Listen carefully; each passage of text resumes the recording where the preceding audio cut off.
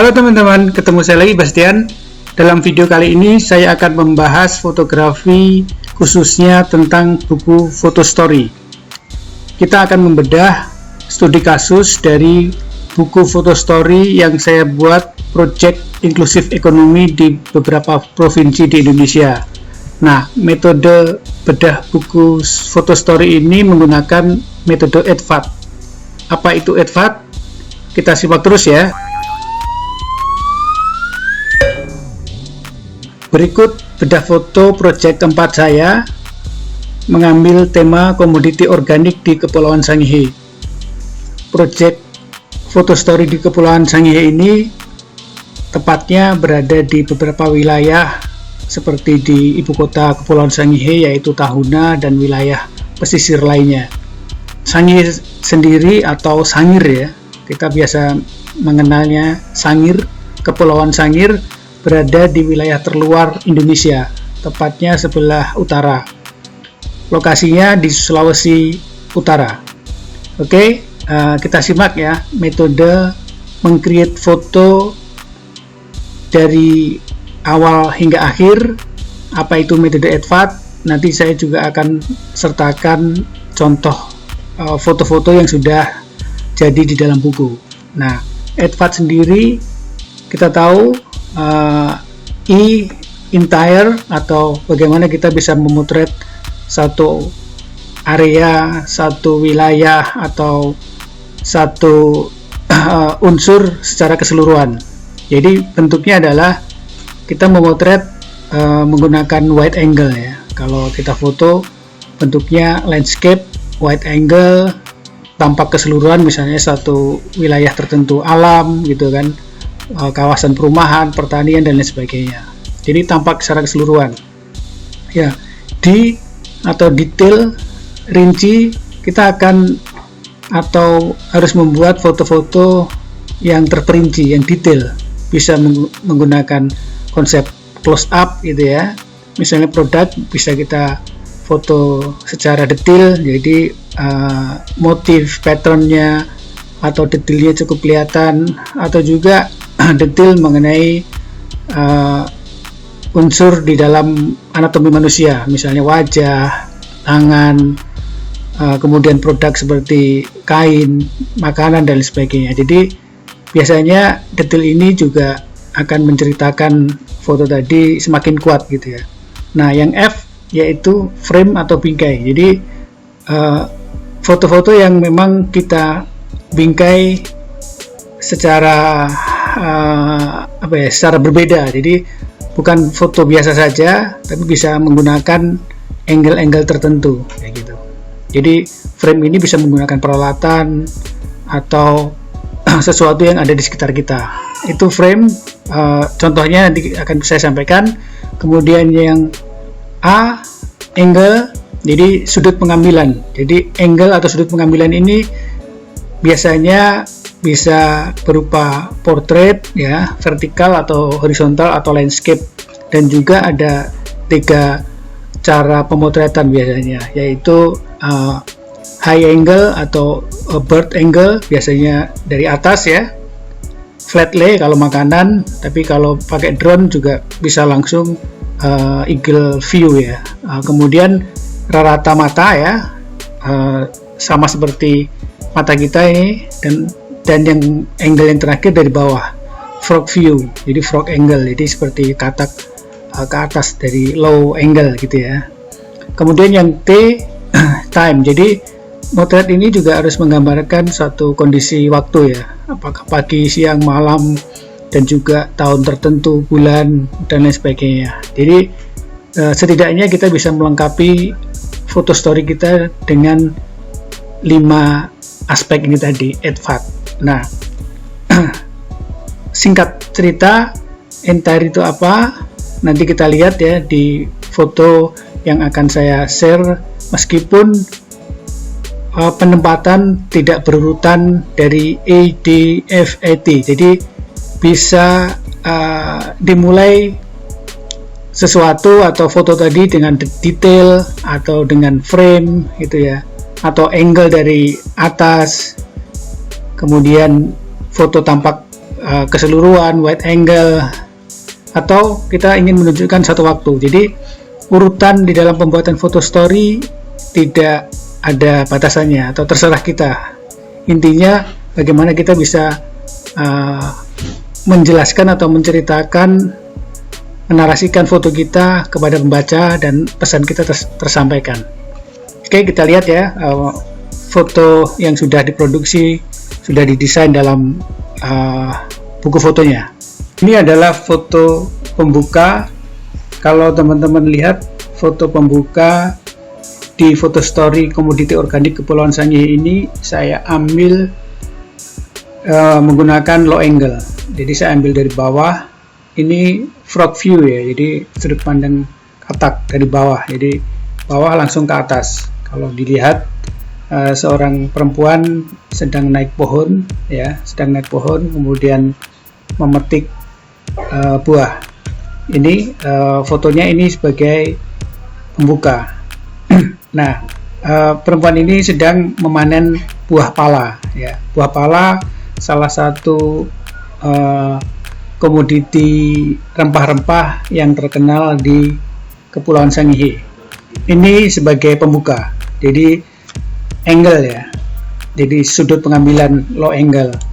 Kemudian kita lihat lagi berikutnya, saya memotret landscape Kota Tahuna sebagai ibu kota Sangihe menggunakan drone. Kalau lihat di sini ini Teluk Sangihe ya.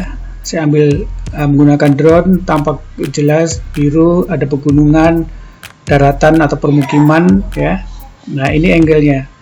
Saya juga ambil sedikit detail dari sisi dari low angle ya, potret secara vertikal tanda atau landmark Kota Sangihe, Kota Tahuna.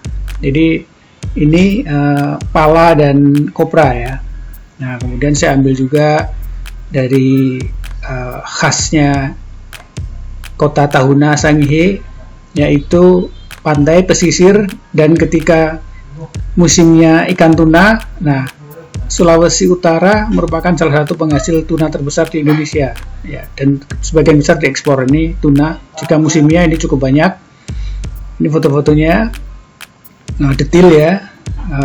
Berikutnya kalau kita bicara story, kita juga menceritakan bahwa di Kota Tahuna atau Sangihe merupakan kawasan yang memang bahaya bencana tsunami itu potensial. Jadi saya potret juga wilayah tadi ada keterangan awas bahaya tsunami.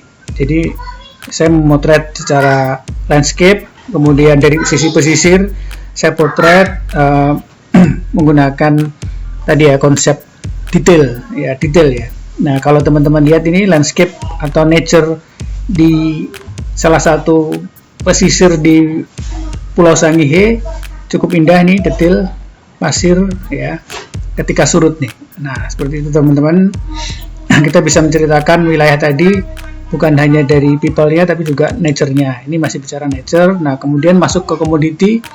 Salah satu komoditi unggulan di Sangihe adalah kelapa. Jadi cukup banyak kelapa diproses menjadi kopra. Nah, saya mengcapture aktivitas manusia memproses dari hulu sampai hilir. Jadi dari perkebunannya ini tampak jauh hijau, semua ini kebun kelapa. Ini juga sepanjang mata memandang pohon kelapa dan juga cengkeh.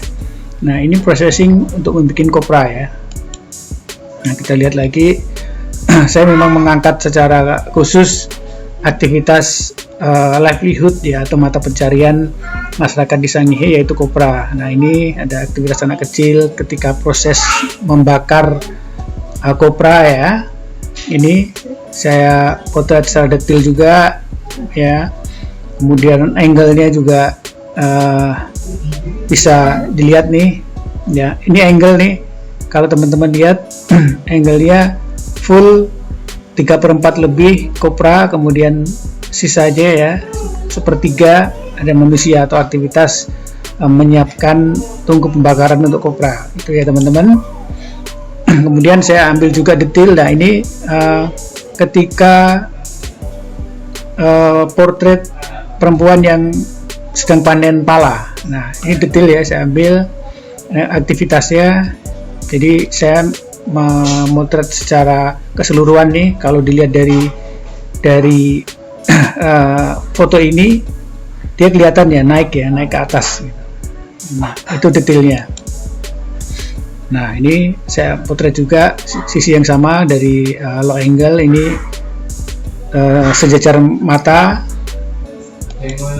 Nah, ini saya ambil juga detail dan juga portrait ya. Jadi portrait dari seorang atau petani ya, perempuan petani yang sedang menjemur. Nah, di sini saya pakai framing juga ya. Ini framing atau apa?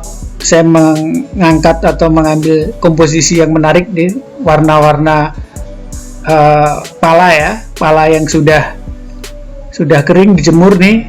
Kemudian yang merah ini adalah fuli. Fuli itu adalah kulit dalamnya buah pala. Ini harganya lebih tinggi ya, harganya mahal. Kalau tidak salah 1 kilo kering itu bisa 200.000 ya, cukup mahal. Nah, ini ada frame ya, ada angle pemotretan. Ini saya potret dari atas nih, seperti flat lay ya. Dan saya bikin satu komposisi. Itu teman-teman. Ini saya ambil juga secara detail. Nah, kalau teman-teman lihat framing bingkai, ini saya bingkai. Jadi ada aktivitas manusia, terus kemudian di sini ada palanya. Jadi tidak full aktivitas manusia mengangkut karung buah pala. Nah, itu teman-teman, ini biji pala kering dijual ke pedagang besar di Tahuna sebelum disimpan dalam gudang terlebih dahulu. Biasanya dikirim ke Jawa ya. Nah, ini cengkeh, selain pala ya, ada cengkeh, selain pala, kopra, kelapa, ada cengkeh. Ini hutan cengkeh ini. Saya ambil juga secara landscape ya. Landscape entire atau keseluruhan tampak. Nah, ini saya ambil detail juga daun cengkeh yang masih muda. Ini saya potret ketika petani sedang memanen atau memetik cengkeh. Nah, ini aktivitas manusianya. Saya ambil portrait juga bagaimana mereka bekerja. Nah, ini story-nya, cerita mulai dari aktivitas di pertaniannya, di hulu, di proses ya, pengiriman. Memang sebagian besar komoditi organik agribisnis di Sangihe semuanya mentah. Jadi nilai tambahnya ya sampai dijemur kering saja, tidak sampai diolah. Jadi memang ada proses lagi yang dilakukan di processing di hilirnya. Nah, ini distribusi transportasi komoditi ke pelabuhan ya. Saya juga potret anak-anak ini aktivitas manusia. Berikutnya di sini ada petani yang sedang memotong pohon sagu. Ini sagu nih. Jadi dari awal potong, prosesnya ya dijemur, kemudian diolah, dipotong-potong, diolah, kemudian ini hasil akhirnya adalah sagu. Jadi sagu yang nanti akan dibuat untuk pangan olahan. Jadi salah satu kelompok memproses sagu ya. Ini kelompok petani ini mulai dari menebang pohon hingga proses menjadi tepung sagu.